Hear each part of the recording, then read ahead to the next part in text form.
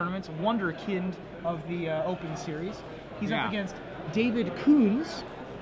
It's going to be David Kunze is on white-green humans. Right.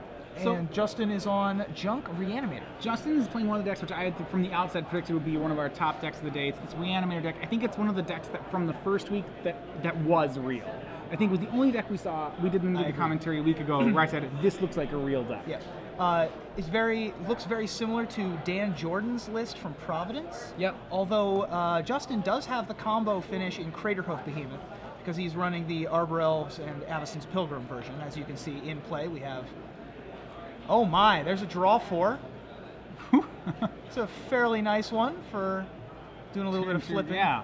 All right, so that's going to put him up to quite a few million cards in hand. If he can go forest another mana dork, that's just filthy. Does not have the mana dork. Okay. So we're going to discard a couple of these lands. Just one card. Oh, just one card. Yeah, being on the play and the creature. There you go. Sick. And David led with Champion of the Parish. Now David's Humans deck has Champion of the Parish and Mayor of Avabrook. Yeah. So even though it has things like Loxodon Smiter and Wolfer Silverheart, we're still qualifying it as humans. Right. This David's deck actually goes back to one of those week 1 decks where everyone's jamming white-green decks. A lot of times these fell out of favor as we saw more control decks, but David has been defying the odds and, keeping good with it anyway. Has the turn 2 mana creature Champion of the Parish. He's this deck won New Orleans last week, actually. Right. So there's a Dryad Militant, which is a little bit of a problem for Justin's deck. We have a reader, which is because it's going to shut down the Unburial Rights, which he just drew. Did he just draw the Unburial Rights? Yes. That's pretty adorable. So it shuts down half of it. It still is a Rise from the Grave, which is fine. Which is fine when that's what you're trying to do. The big thing is that Uppal's deck is not particularly suited to deal with green-white. He like every other deck with forests, he has 4 Thragtusks. Sure. And he has Restoration Angels to go with the Thragtusks. He has Lingering Souls to delay for a little while, but you're right. He is not particularly well built to handle. There's Mulch on the left there. Not my favorite art. I prefer the Stronghold art. All right. But it's quite all right. That's just a preference out of mine. So we got a Grizzly Salvage. And so there's a Craterhoof Behemoth, so we have a target if we so choose. Yeah, he's going to take the land. He already has a Thragtusk in the yard as a target, which might actually be a better target right now. Justin really filling up his graveyard. Remember, all the instants are going to... Right, so both of those Grizzly Salvage are going to go away. There's Grizzly Salvage on the left. It's the impulse for your graveyard. One of the more powerful cards for Pauper they've printed recently. Really? Okay. Yeah, I've heard of some, well, in addition to the Guild Gates adding a lot to Pauper, because there was not really a dual land before. I see, yeah. There's a Grizzly Salvage Mulch deck. That seems that excellent. I've heard rumor of. I'm not a huge Pauper player. You'd have to ask one of the writers more about that. Card certainly not in Pauper is Sublime Archangel. That's going to make the champion quite enormous. So that's going to be a 1, 2, 3, 4, 5, 6, 7. 7. Because no, 6. She doesn't give herself Exalt. She gives other creatures, right? Well, all creatures have Exalt. Oh, all other creatures have Exalted, and she already has it. So it'd be 4, 5. It's going to be 6. Sorry, Uppal drops to 10. All right. The biggest issue is that the Thragtusk is no longer a safety net here because Archangel can attack on its own. Right. It's going to be what he's going to cast, though he's still taking 8 a turn right here. This Unburial Rights should be removed from the game. There you go. Yeah, as much as he would like it not to be. Right. This is just him trying to not die, basically. Right. Is what's happening here.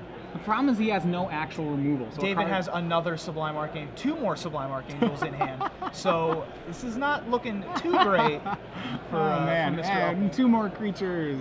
Another creature and another Sublime Archangel. Yep. Wow. So this Sublime Archangel that is not summoning sick is going to get in for a whole ton of damage. Well, yeah, I mean, probably enough to kill Justin. Let's see, we'll have 6. It'll 5 in play. 12. It'll be for 16. It'll be for 16. So yeah, it looks like this is going to be lethal. Sublime Archangel is one of those cards that when it's not answered is just so good, and Uppal's deck with no removal. Counting. Yep, and that's it. Okay. So quickly to sideboards. That's one of the things that the green-white that we saw in, I mean, we didn't see because the cameras malfunctioned, but one of the things I saw when the green-white humans deck won the Standard Open in New Orleans was the power of the cards just individually. A Sublime Archangel can take over a game. one Wolfer Silverheart, when paired with literally any other creature, can take over a game. Silverblade Paladin takes over a game almost by itself. Right. So, you know, and the fact that I understand that they do need to be paired with things, but you don't have, they can be sitting out there by themselves, and then you can draw your card and find another 1-drop, and then it just is a huge, enormous swing in the game. Not to mention the fact that Wolfer Silverheart, Silverblade Paladin, and Sublime Archangel, when whenever any 2 of the 3 are on the board together, are a 2-turn clock, usually a 1-turn clock. Yeah. Well, I mean, those are all cards like Wolfer Silverheart, Sublime Archangel, cards that are great at gold fishing. Yes. They demand removal spells, which, like I said, kind of a board Justin doesn't have. Well, there aren't a ton of instant speed removal spells that are good. It's the counterspell problem we were discussing earlier. The counterspells are all tier 2. Now we don't have Doomblade. We don't have Go for the Throat. We have Murder. We have Ultimate Price. Which those are actually, like, Ultimate Price would be fine here. Ultimate Prices would be fine here, but usually like in this metagame, unfortunately it doesn't kill. Olivia or Huntmaster. Abrupt Decay would be fine. The bigger thing is, like, you don't want to kill Thragtusk. Right. Right, which I think is really the biggest problem, is that the creatures, there aren't actually good creatures to kill. Sure. Everything has 2 lives. Right. Right. Like even if you're going to kill Huntmaster or Geralf's Messenger or Thragtusk, they just live multiple times. Same with Angel of Serenity. Really, it just draws 3 cards. Right. You get 3 of your own things, and it's fine. So. Quickly moving to sideboards, we're going to see what the players are going to bring in. I imagine Justin is going to bring in the elimination spells that he has, even though Sever the Bloodline is 4 mana. I imagine it will still come in.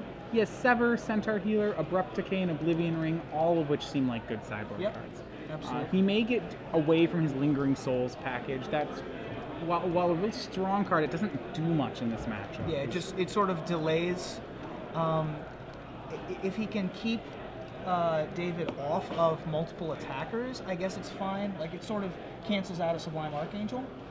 Yeah. But it is very good against Archangel draws. If he doesn't have the Archangel draw and instead has a Paladin draw, or has a Loxodon Smiter or a Mayor of Averbrook, it's a lot more awkward to be trying to fight that with Lingering Souls. So looking at David's sideboard, I would just like to point out that he does have 1 Swift Justice in the sideboard. Right. That was just kind of awesome. I mean, I would imagine it's somewhat for creature mirrors. I can't see the card. If you're not killing a creature with it, it seems pretty terrible.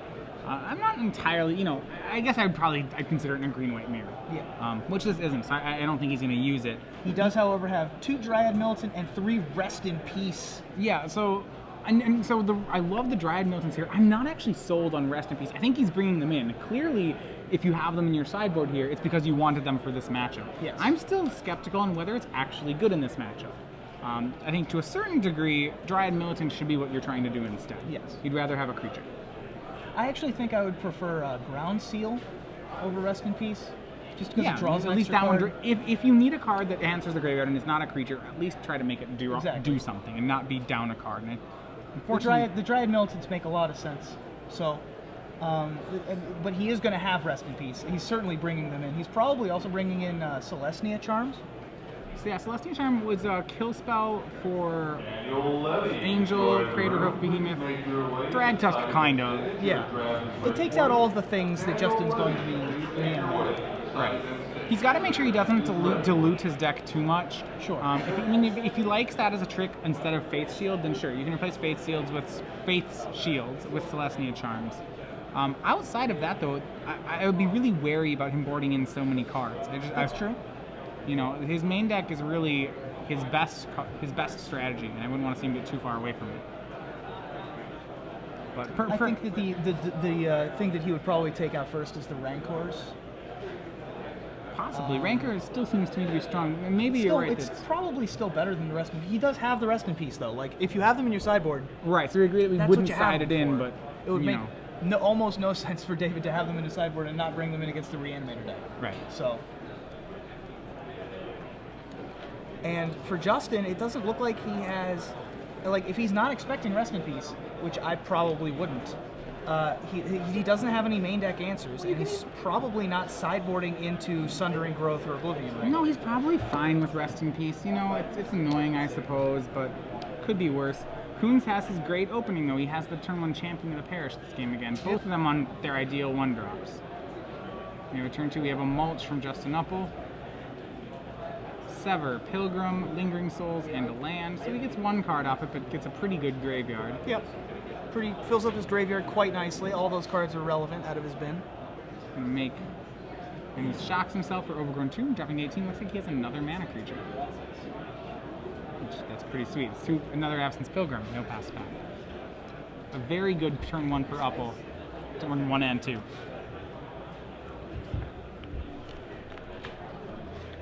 Yeah, he's going to be able to threaten a Unburial Rites next turn if he has one, and his opponent does not have a Rest in Peace. Well, he doesn't have any cards worth rights in. Well, he has the. He doesn't have the Thragtusk. I thought he did. No, it's no threat. So we see Rancor on Champion of the Parish. So we have a Goliath Beetle, 3/1 trample for David. And he's going to pass. He doesn't want to make that trade. Just being mana efficient, he has Silverblade Paladin in his hand, so he's setting up for that on turn 3. Sure.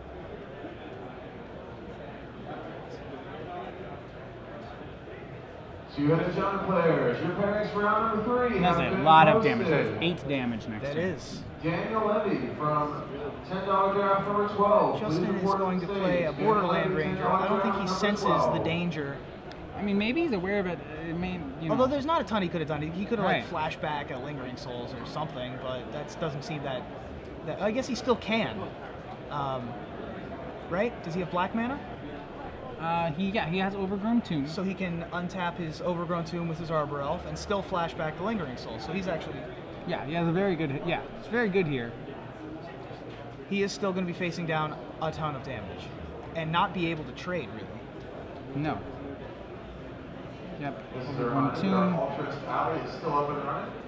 Lindsey Burley, Ron And Ferris, exactly that, making 2 Lingering Souls. all have custom So work, Justin, paintings, if he is able to put the Craterhoof Behemoth in his graveyard, head over and check out some of the would be things for quite nice. Obviously, Right. That would be and ideal. It's at lethal time for Craterhoof. He also would be quite all right with an Angel of Serenity.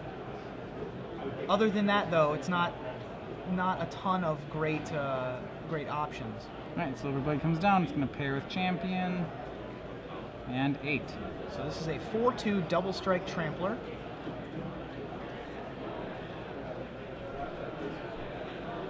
Coming in to Justin Uppal. I imagine Justin's going to take this and go to 10.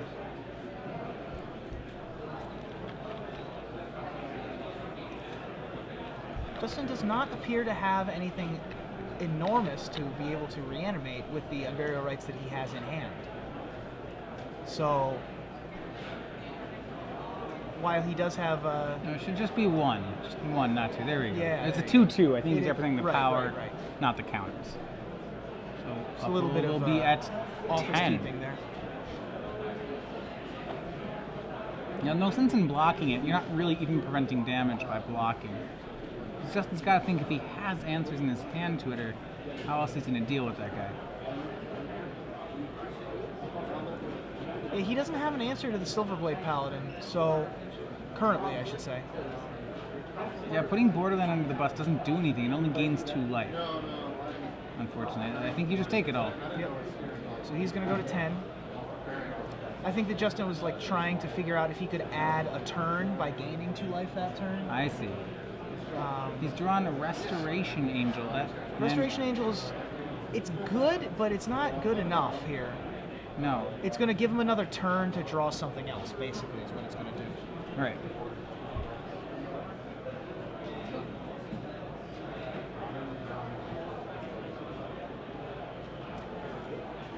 Justin And is another Avacyn's Pilgrim. Yep. This is going to allow him to hard cast the Craterhoof Behemoth should he draw it. Right.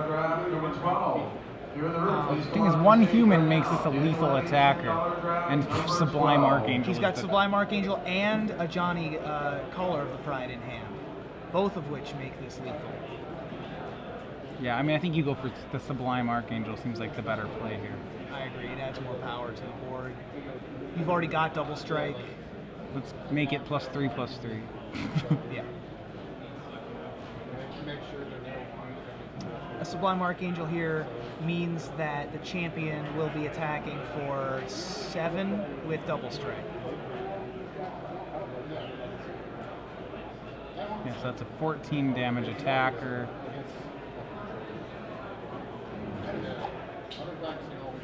Which isn't going to have to put 4 toughness, 5 toughness in front of this. I'm assuming David activated his exalted triggers here. So we're going to flash in our Restoration Angel just to soak up some damage, probably blinking our Borderland Ranger.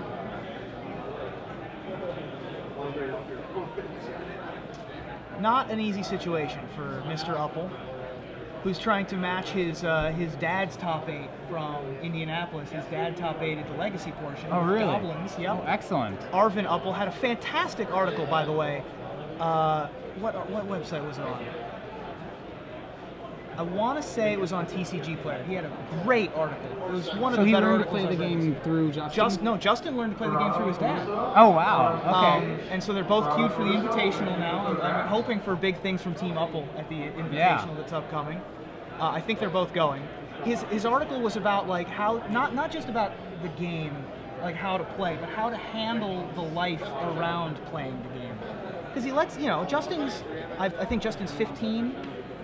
Justin's blocking just with Borderland Ranger. Is that correct? Is he? I don't think that makes. I think he blinked the 1, 2, 3, 4, 5. Oh, he blinked the Borderland Ranger. He blinked the Borderland Ranger to get the land. So he should only block and go to 1. It only makes sense to block with 1 Angel and a Spirit Token. The next attack kills him no matter what. Yeah. So he figured it out. Anyway, Goose Dad, as he's nicknamed for some reason, wrote a great article on how to deal with Magic in your life. And when I was 15, I was playing Magic too, and it was very difficult for my parents to understand. These are big tournaments you're going to with men that are twice your age, and so being able to handle that kind of thing, as well as when you're getting older, like his age, keeping a game in your life. It was a great article. I suggest it's for everybody to go read it. Yeah, it sounds That's really cool. It's one of the first things we're going to start to see here with the age Magic is we start to see intergenerational play. Yes. It's just starting to develop, so it's They said that neat. there were a couple teams in San Jose that had the same last name. So we're going to be able to sever here. So we're going to sever. Yeah, that's not going to be enough, though. Yeah, because if he severs the champion, he's just going to get the rancor back. Right. Justin's realizing it. I don't think. Yep, he's going to take out the Sublime Archangel, which isn't going to be good enough. No. Unfortunately.